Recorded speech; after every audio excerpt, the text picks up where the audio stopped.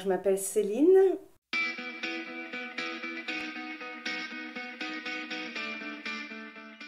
Je suis plutôt joyeuse. J'aime bien voir la vie plutôt du côté positif que du côté négatif. Sensible, grande, marrante, parfois un peu boudeuse et généreuse. Voilà. Je fais 1,77 m, donc pour une fille, c'est pas vraiment commun. Et bah, quand on est grande, très jeune, très vite grande, en fait, on a un peu de moquerie auprès des autres, quoi. La grande dadé, enfin voilà, quoi, tout, l'asperge. Donc, c'est pas forcément quelque chose sur lequel j'étais très fière pendant un moment, quand même, hein. Plutôt complexée, enfin, ouais. Ouais, en plus, moi qui étais plutôt discrète, pour le coup, ça m'aidait pas en fait ça. Donc non, c'est pas quelque chose sur lequel j'ai porté fièrement ma taille quoi. Parfois je suis un peu on me dit oh t'es agressive. Alors je suis pas agressive, je suis passionnée. Parfois ouah, je bondis. Alors les gens sont un peu surpris de cette impulsivité on va dire. Mon dynamisme parfois qui est un peu un peu trop quoi. Oula, descends un peu. Bon, moi je suis un peu rêveuse quand même, hein. Mm. Bah ouais, c'est important quand même de rêver, je trouve. Ça met un peu de légèreté. Mm. Ouais. Moi, il y a des gens qui aiment pas faire les boutiques s'ils achètent pas, par exemple. Parce qu'ils se trouvent ça trop dur, quoi. Je dis, mais moi, ça me dérange pas d'aller dans les boutiques et de pas avoir les moyens d'acheter. Mais ça fait rêver, quoi. Ouais, je suis assez raisonnable quand même. Je fais les achats compulsifs, c'est pas mon truc. Pas du tout. Ouais, je suis raisonnable. Il y a toujours la balance bénéfice-risque un peu, ou la balance je peux pas, ou utile, pas utile. Enfin, ma raison, c'est ne pas me mettre en danger ou mettre en danger ma famille. Mon pire défaut, ça serait plutôt parfois de me fermer. Quand je suis contrariée, et ben alors je me ferme vis-à-vis des, enfin les autres voient ça comme une fermeture, mais moi ça me permet de me recentrer et de, de digérer un peu tout ça, quoi. Donc, aux yeux des autres, bah, je me ferme. Mais pour moi, c'est un moment important. Mais pour les autres, c'est pas forcément très agréable. Je suis souriante. Ouais, j'aime bien. Voilà, parfois, je vois que je fais les yeux comme ça. Mais non, j'essaye quand même d'être voilà, d'être souriante, d'être marrante. C'est souvent au niveau familial, hein. Mes filles, mon mari, mes parents, mes frères, voilà, tout le cercle familial assez proche. Ça c'est ouais, c'est eux qui peuvent me procurer de la peine. Et aussi un petit peu quand même en ce moment le monde extérieur, le comportement des gens, quand même l'agressivité qu'on peut ressentir. Ça, ouais, ça en ce moment ça me fait beaucoup de peine aussi. Mes filles, mon mari, ma famille. Mon travail, le sport aussi. Voilà, moi, je me contente aussi de pas grand-chose, hein, juste le paysage. Ça, la nature me procure énormément de joie, ou m'apaise en tout cas. C'est quelque chose qui est...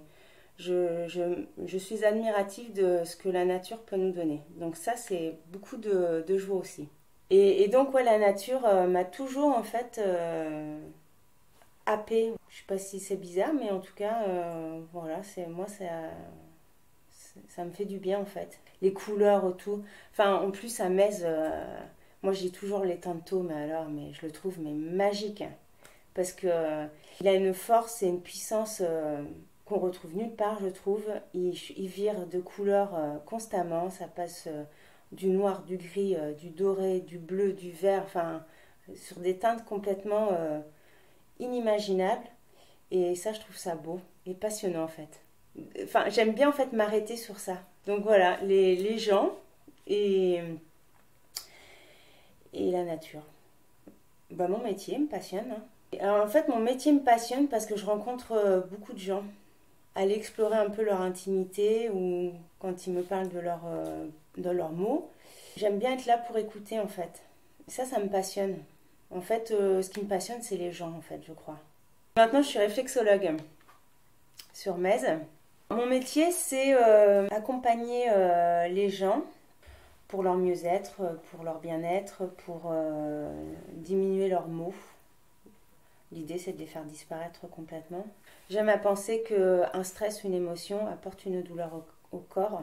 Je ne suis pas psychologue, je ne suis pas psychiatre ou quoi que ce soit. À la première rencontre, je demande le sommeil, le silomie. Donc du coup, je pose des questions aux gens ça peut peut-être aboutir sur une discussion. Et l'idée, c'est de les laisser parler aussi pour pouvoir libérer les mots, la parole et du coup libérer les mots du corps.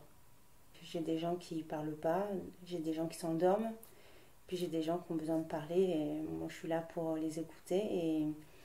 Et mon travail de réflexologue, quand je manipule un pied, en fait, dans le pied on a un reflet miniature du corps humain, on a quand même 7200 terminaisons nerveuses dans les pieds. Donc automatiquement quand je masse, ça passe par l'influx nerveux et ça va faire le travail que ça doit faire. Moi, en massant, c'est comme si j'agissais à distance sur les organes. Donc, je régule, en fait. Je remets... je soigne pas. Enfin, je soigne pas... je suis pas médecin. Je ne peux pas dire en sentant... quand je masse le pied, je sens où la personne peut avoir mal. Parce que sur un organe, je vais sentir comme des petits grains de riz, comme des tensions, tout ça. Mais je ne veux pas dire, vous êtes malade du foie, madame. Vous avez une cirrhose. Non, ça, c'est pas du tout mon job. Mais par contre, je peux peut-être dire qu'il y a un déséquilibre, ça reste de la médecine chinoise, qui apporte des douleurs, voilà, des maux, voilà, une digestion difficile, voilà. Je pense que j'ai un bon ancrage. Donc j'ai mes jambes qui tiennent bien, quoi. Ma force, elle est dans mes jambes. Je dis mes jambes parce que je cours. Voilà, donc du coup, je me dis j'ai de la force dans les jambes. Mais après, j'ai pas toujours le mental pour faire beaucoup de kilomètres, donc ma force psychologique, c'est j'ai la capacité à oublier. D'ailleurs, parfois, quand je me dis attends, là, faut que je note parce que sinon, si ça va revenir, je vais oublier. J'en suis même parfois à noter des choses parce que. Mais voilà, j'ai la force d'oublier. Donc en fait, je suis pas rancunière. Je pense pas être rancunière. Je passe. Voilà. J'oublie, mais j'oublie sur des faits en fait. Tant que ça va pas trop me donner de peine, en fait, j'oublie. Voilà. En fait, sur les choses pas essentielles, je passe. Voilà. Il y a des gens qui restent. Ah, allez, il faut passer quoi. Sinon, sinon c'est trop de pollution quoi. Et dans la vie, il y a quand même pas mal de choses. Donc ouais, non, je passe. Quand c'est pas essentiel, je passe. Next. Tellement j'oublie en fait que je suis incapable de donner une date à des événements, qu'ils soient positifs ou négatifs, hein, vraiment. Moi, ma force, c'est aussi de vivre plutôt sur l'instant présent. Évidemment, il y a tout mon passé, hein, il y a des choses énormes qui me sont arrivées sur lesquelles je peux pas oublier, quoi, ça c'est sûr. Mais ma force, c'est de vivre quand même l'instant présent. Donc automatiquement, hier j'ai dû avoir des contrariétés hier, mais elles me polluent pas aujourd'hui. Donc c'est dans ce sens-là où je dis j'oublie, en fait. Ah, ça pourrait être une de mes forces, ça. Hein. Ah ouais, ça, c'est très développé chez moi. Ah ouais, j'ai un nez. Non, moi, ouais, l'intuition, c'est quelque chose qui me guide énormément. Voilà. Et puis, ouais, alors moi, je sens. Je peux pas. Pour moi, c'est un super pouvoir quand même. Hein. C'est quelque chose que j'ai beaucoup ignoré, mon intuition et mon instinct. Et maintenant, c'est quelque chose qui me guide. Le respect, c'est une valeur qui m'est très très chère. Vraiment. Je pense que de toute façon, il y a tellement peu de respect entre les humains maintenant que Je suis peut-être un peu vieille école ou tout ça, de rentrer dans une pièce, de dire bonjour, de partir d'une pièce, de dire au revoir, de dire merci. Ça, c'est du respect. Enfin, c'est les bases du respect, quoi. C'est pas grand-chose, hein, quand on y pense, hein. Déjà, ça, c'est... Et maintenant, il y a plus quand même, hein. Ah, l'ouverture d'esprit, moi. Ah ouais, les gens qui sont euh, trop fermés, c'est difficile pour moi. Mm.